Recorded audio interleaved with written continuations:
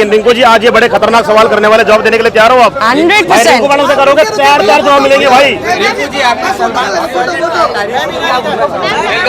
Salman sir ने मेरी तारीफ की आपने, क्या रिंकू जी होते तो अभिषेक को सपोर्ट करते? यस, सलमान सर ने कल ये जरूर कहा कि अगर मैं होती, चाहे मुझे कितना भी बायस कहा गया अभिषेक के लिए शो में, तो मैं रहती उसके सही गलत में उसके लिए खड़ी रहती, उसका गलत उसे बताती, पर दूसरों को भी बताती कि भाई अगर वो इस पॉइंट पे आया है तो इतनी पोकिंग की वजह से आया जो उन्होंने कहा। ये सवाल मुनव्वर से भी पूछा सलमान सर ने कि भाई तुमने सपोर्ट क्यों नहीं करा? रिंकू मैडम होती तो मैडम करती बड़े लेवल पे। मुनव्वर से भी पूछा गया भाई तुमने सपोर्ट क्यों नहीं करा, जबकि करना चाहिए था। और अभिषेक ने सही करा, उसकी जगह कोई और होता तो 10-12 रेफरी पड़ जाते भाई सब तक। रिंकू मैम, जैसे आप बिग बॉस में गए तो एक रिश्ता कमाना होता है, जैसे हम देख रहे हैं एक रिश्ता आपने कमाया है। मैं वही कमा के आई हूँ बिग बॉस में। मैं कोई मुझसे लड़ता ही नहीं था वहाँ पे। मैं बोलती थी मुझसे लड़ो, तुम सबकी स्ट्रैटेजी है मुझे घर से बाहर निकालने की, मुझसे कोई नहीं लड़ता था। हाल ही में अभी जैसे बिग बॉस में हमने देखा है अभिषेक के साथ जो मेंटल टॉर्चर ईशा, जबकि उनकी एक्स गर्लफ्रेंड है, वो जानती थी कि उनका ये ट्रिगर पॉइंट है, फिर भी समर्थ और दोनों ने मिलके और घर वालों ने भी उस चीज पे एक्शन नहीं लिया। हाँ जी, क्या कहना चाहेंगे, क्योंकि सलमान सर ने भी इस चीज पे आई थिंक बहुत डिस्गस्टिंग चीज़ है। एनी विच वेज किसी की मेंटल हेल्थ पे या किसी भी पर्टिकुलर मेडिकल इशू पर उसको एक चर्चा बनाकर अपना मुद्दा खड़ा करके एक लड़ाई लड़ना, I think it is very below the belt, very below the belt. और ईशा का ये करना, मैं क्या ही बोलूँ कि मतलब अगर आप अभिषेक का तमाशा बना रही है तो सबसे पहले आप अपना तमाशा बना रही है, क्योंकि उस रिश्ते का हिस्सा आप खुद थी।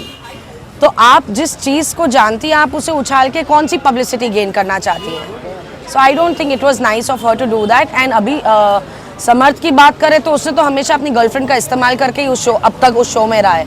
जो एग्जैक्टली कल सलमान सर ने कहा, ये तो मैं बहुत पहले से बोल रही थी कि भाई अगर ईशा नहीं है तो तू है क्या, अगर अभिषेक नहीं है तो तू है क्या। अभी समर्थ जो कॉमेडी कर रहा था उसने खुद अपने लेवल को नीचे गिरा दिया। बिल्कुल, ये सारे काम करके जहाँ तक उसको कमेंट मिल रहे थे भाई मनोरंजन कर रहा है, एंजॉय करवा रहा है, फनी बातें बोल रहा है, ये मैटर के बाद वो मैटर यहाँ से यहाँ तक आ गया। बहुत गंदा। और इस बार बिग बॉस में हमने देखा जिस तरीके से इविक्शन हो रहा है, जहाँ जैसे तहलका भाई का इविक्शन हुआ, आपका हुआ, अनुराग का हुआ, काफी गलत तरीके से हुआ, क्योंकि बिग बॉस के जो कंटेस्टेंट पब्लिक पे डिपेंड होते हैं कि इफेक्ट होने में पूरा नहीं लगता है, तो उस पर क्या कहना चाहेंगे? देखिए मुझे लगता है मैं वोटिंग के थ्रू हुई हूँ, पर वो जो नॉमिनेशन की प्रक्रिया थी वो गलत हुई, क्योंकि एज यूजुअल ईशा ने चीटिंग की है, चाहे वो ऐश्वर्या के दौरान रही हो, चाहे वो मेरे दौरान रही हो, तो वो काफ़ी गलत तरीके से ईशा ने अपनी कैप्टनसी का इस्तेमाल किया। Again it speaks of her character, so what can I से। आप क्या कहना चाहेंगे? मैडम जो कह रही है सही कह रही है, ये कहना चाहूँगा। मतलब अगर वो फेयर तरीके से भी होता कि फेयर तरीके से भी मेरा नाम है, मुझे कोई प्रॉब्लम नहीं है, पर सिर्फ मेरा नाम आके फिर वो कार्य रद्द हो गया, क्योंकि ईशा अगर वो 4 बार भी फोन उठता तो भी बोलती समर्थ ने उठाया। So how did it? मोटा ये कहना चाह रही है कि जो एक क्लिप दिखाई गई, जिस लेवल पे दिखाई गई, वहाँ मैडम ओके थी, और पता नहीं उसने कैसा डिसीजन लिया, किस तरीके से लिया, समझ से बाहर था। जी जी। तो आप किसे विनर देखते हैं अभिषेक slash Munawwar.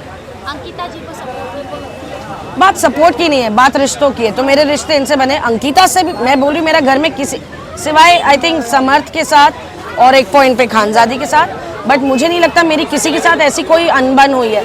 But as a winner I definitely see Abhishek. Thank you so much. Thank you.